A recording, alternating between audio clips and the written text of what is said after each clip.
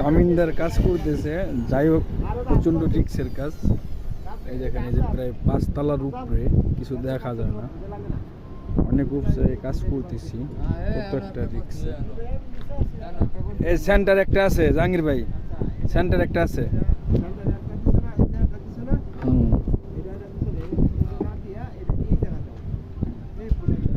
একটা পাট্টার উপর কিভাবে কাজ করা লাগে আজব।